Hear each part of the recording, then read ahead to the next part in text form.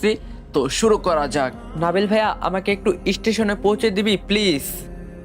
বলে মেঘলা নাবিলের দিকে এগিয়ে গেল।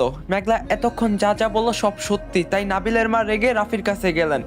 নাবিলের মা বলল, ছি রাফি, এই তোর ভালোবাসা, কি করে পারলি এতগুলো লোকের সামনে মেঘলাকে এভাবে অপমান করতে? ভালোবাসলে বিশ্বাস করতে হয়, যাকে বিশ্বাস করতে পারিস না তাকে আবার কিসের ভালোবাসিস? এভাবে বলতে পারতি না, এভাবে বলতে পারতি না। নাবিলের মার সাথে আরো কয়েকজন গলা মিলিয়ে বলে উঠলো, মা যেমন ছেলে তো তেমনই হবে, তাই না?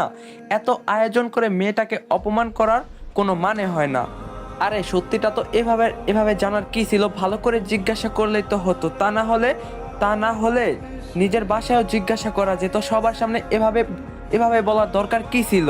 নাবিলের মা আরো বলল, তোকে কখনো নিজের ছেলের থেকে আলাদা করে দেখিনি, নিজের ছেলের মতো বড় করেছি, তুই যে কোনো মেয়েকে এভাবে অসম্মান করতে পারিস আমি ভাবতেই পারছি না। নিজের সন্তানকে জারজ বলার আগে বুক কাঁপলো না?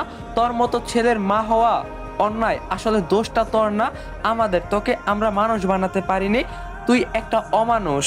নাবিল এতক্ষণ পর মুখ খুললো। নাবিল বলল, এনাফ, আর একটাও কথা শুনতে চাই না, যথেষ্ট বলছো মা, যা বুঝো না সেটা নিয়ে কথা বলতে আসো কেন? তখন মেঘলা বলল, ছোট মা কি ভুল বলছে? ঠিকই তো বলছে, তুই এখন ওর পক্ষ নিবি? আমাকে এত অসম্মান করার পরও তুই? তখন নাবিল বলল, অসম্মান? কোনটাকে তোর অসম্মান মনে হচ্ছে? আমি তো রাফির কোনো ভুল দেখতেই পাচ্ছি না। তখন মেঘলা বলল, দেখবি কি করে, তোর কাছে রাফির কোনো দোষই চোখে পড়ে না। থাক তোরা যে থাক, তোর যেতে হবে না, আমি একাই যেতে পারবো বলে মেঘলা পা বাড়ালো।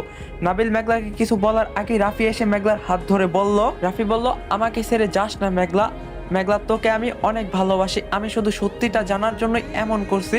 রাফির কথা শেষ হতে না হতেই মেঘলা রাফির গালে থাপ্পড় বসিয়ে দিয়ে বলে উঠলো, তোর মতো অমানুষের